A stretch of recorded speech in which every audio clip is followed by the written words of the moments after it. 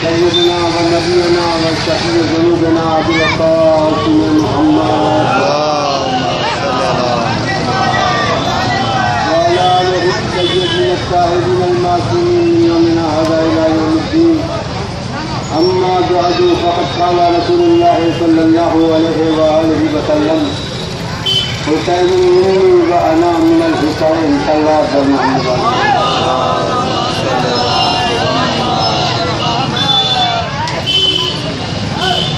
سوگواران مجنون کربلا ماتم دارے ہوئے حسین مجنون. یہ حدیث مبارکہ اس میں پیغمبر اسلام نے یہ فرمایا کہ میرا حسین مجھ پر ہے اور میں حسین سے ہوں.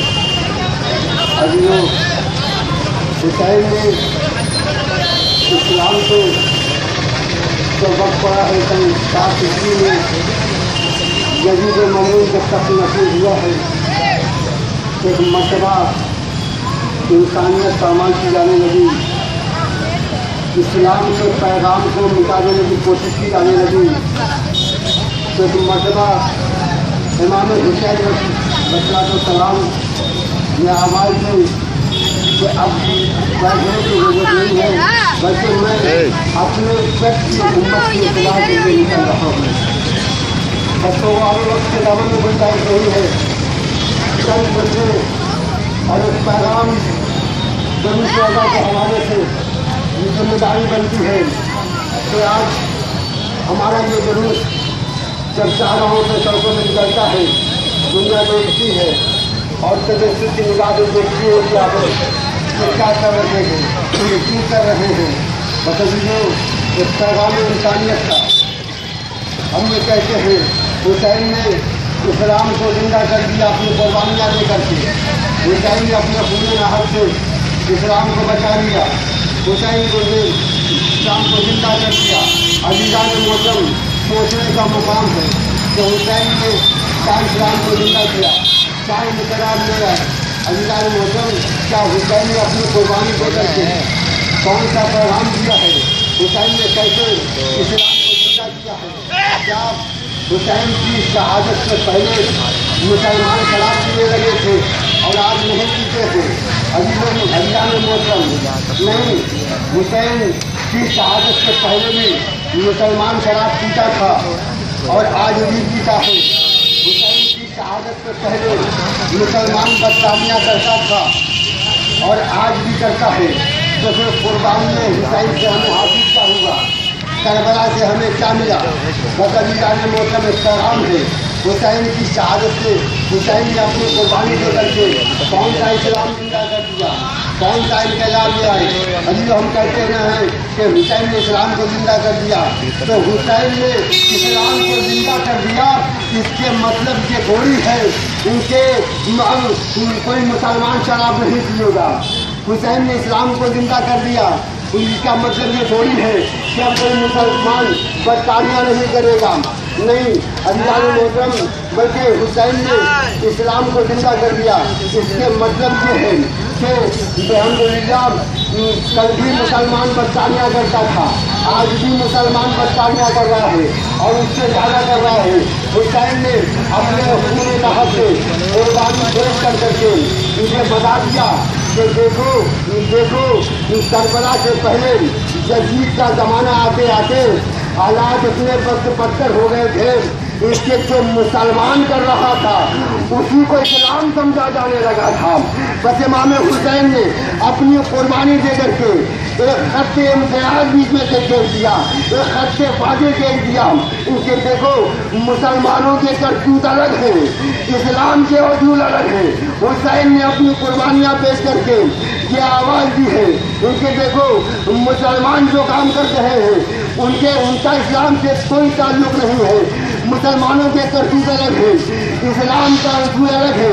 جو قربانی امام حسین سے ہمیں یہ پیغام ملا کہ اب مسلمان جو کام انجام دے رہے ہیں اس کا اسلام سے کوئی فائدہ نہیں ہے۔ امام حسین نے اپنی خون جہاد سے ایک لائن کھینچ دی ہے، حق و باطل کے بیچ میں ایک لائن کھینچ کے فیصلہ کر دیا ہے کہ حق کدھر ہے اور باطل کدھر ہے۔ بطر باب ادا یہی پیغام دینا تھا، یہی پیغام دینا تھا۔ حسین نے وہ بے مثال قربانیاں پیش کی ہیں۔ ہاتھ کو گوارو، آج اس سبھی تابوت گواہ ہے، آج یہ خصوص میں سبھی گزرا اس بات کے گواہ ہے، آج اس خصوص میں جو سبھی ہے ہماری اس بات کی گواہ ہے کیونکہ ہم اس بیکت کا غم منانے کے لیے آئے ہیں، اس کا چرم منانے کے لیے آئے ہیں جس کا کربلا کے میدان میں بعد قتل امام حسین نہ 10واں ہوا، نہ 20واں ہوا، نہ چہلم ہوا۔ ارے اب یہ ہے 10واں 20واں کیسا سجم کیسا، ارے قتل کرنے کے بعد ظالموں نے ارے اس غریب لہرا کا لاشا بے جور و کمر نبی نے کربلا میں چھوڑ دیا۔ حضرت اللہ جزاؤکم اللہ خیر الجزاء۔ بطر باب ادا جب امام حسین ساری قربانیاں پیش کر چکے تو ایک مرتبہ میدان کربلا میں آئے ہیں اور آواز استغاثہ بلند کی، حل من ناصر ینصرنا، حل من مغیث یغیثنا۔ آزادارو، یہ حل من کی آواز حسین کے بابا حضرت علی نے بھی جنگ صفین میں بلند کی تھی۔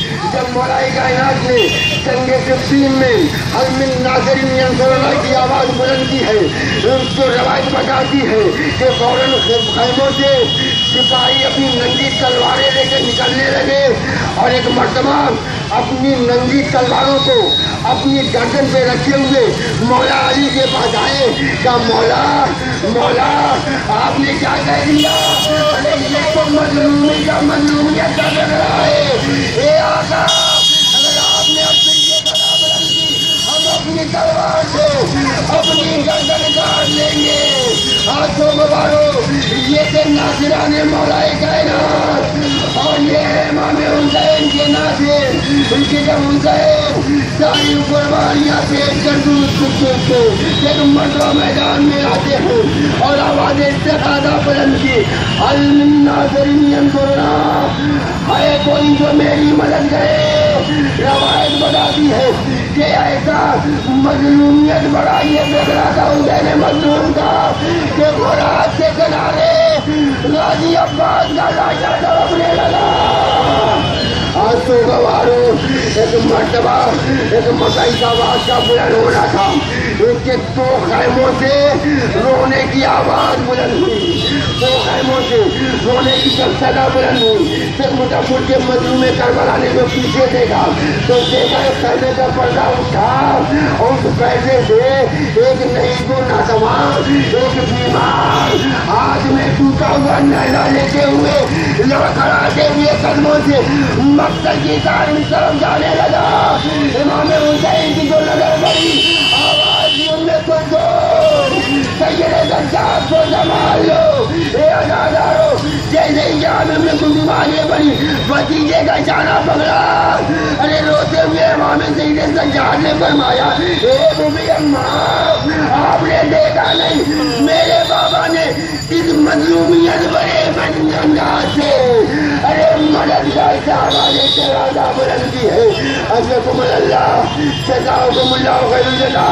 بطر باب ادا، یہ تو ایک خیمہ تھا جہاں سے آواز بلند ہوئی تھی اور ایک دوسرا خیمہ آپ کو بتاؤں جہاں سے رونے کی آواز بلند ہوئی۔ وہ کون سا خیمہ تھا اولاد والوں؟ وہ خیمہ تھا جس میں حسین کا ننھا مجاہد 6 مہینے کا حضرت تھا۔ ارے حضرت کی مالوات کا خیمہ ایک مجاہد سونے کی لیا بلند ہوا۔ امام مظلوم ارے چلتے ہوئے خیمے کے قریب آئے، آواز یہ بلند کرنا، حسین ابھی زندہ ہے۔ یہ رونے کا سبب کیا ہے؟ زینب نے طرف کی آواز دی، اے بھیا، آپ کی آواز استغاثہ سن کے علی اصغر نے اپنے کو جھولے سے گرا دیا ہے۔ حسین حسین کہتے اے زینب لاؤ میرے لال کو میرے حوالے کر دو. زینب عجیب جملہ فرماتی ہے کہ اے بھیا علی اصغر کسی کی گود میں جانے کے لیے تیار نہیں ہے. آزادارو حسین اپنے قدموں سے آگے بڑھتے ہوئے ارے پیشی کے قریب آئے تو کان میں کچھ کہا. امت کے حضرات باپ کی گود میں آ گیا.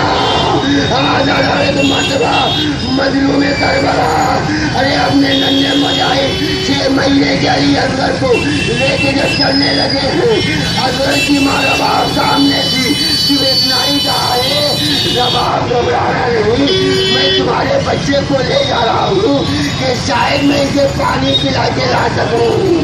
آزادارو وہی پہ کم سن 5 برس کی سکینہ موجود تھی جس نے یہ بڑا سنا تھا. حسین چلے گئے میدان مقتل میں آئے. ایک مرتبہ اس طریقے سے چلے علی اصغر جس کا گمرایا ہوا چہرہ اپنے آبا کے دامن سے سایہ کیے ہوئے.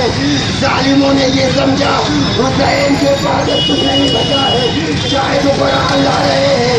اے اولاد والو جیسے ہی حسین پہنچے آبا کا دامن اٹھایا. دیکھنے والی نگاہوں نے دیکھا ارے قرآن سامنے تو نہیں تھا, قرآن ناطق کا بولتا ہوا پارا تھا. حسین نے آواز دی اے قوم ناجوادار ارے تمہارے قوم ناطق میں اگر یہ حسین گنہگار ہے تو یہ بچے نے تو کوئی خطا نہیں کی ہے.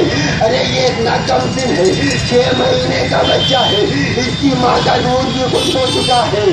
اگر تمہارا ہو تو مہمان کے حوالے سے پانی دے دو.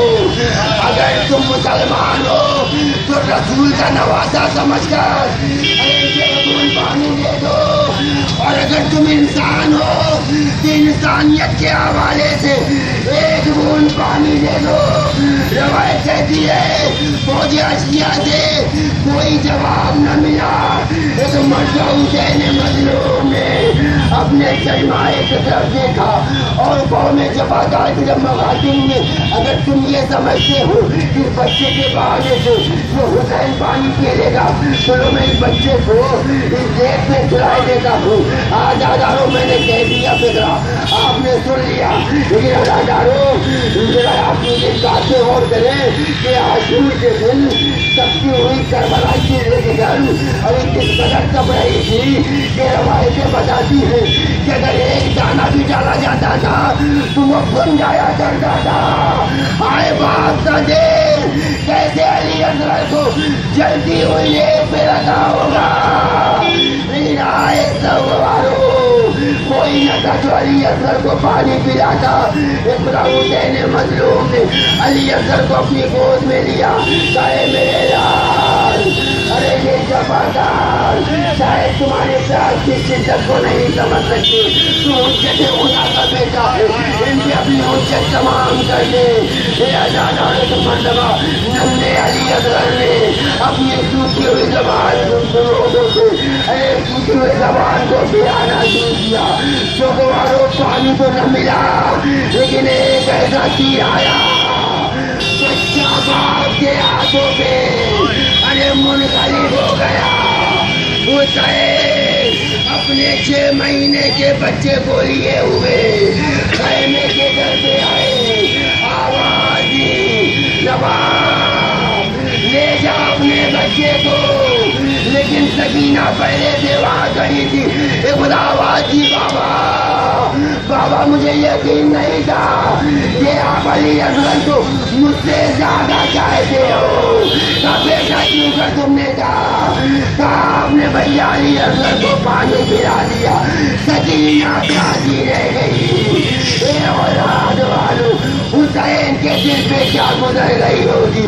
اب آتا دامن اٹھایا سکینہ تڑپنے لگی. حسین نے آواز دی اے سکینہ تیرا بھیا علی اصغر کی ساتھ ارے سینے کل سے بزرگ سیال مجلسنا سلم ایام القرنین سلام اللہ علیہ وسلم.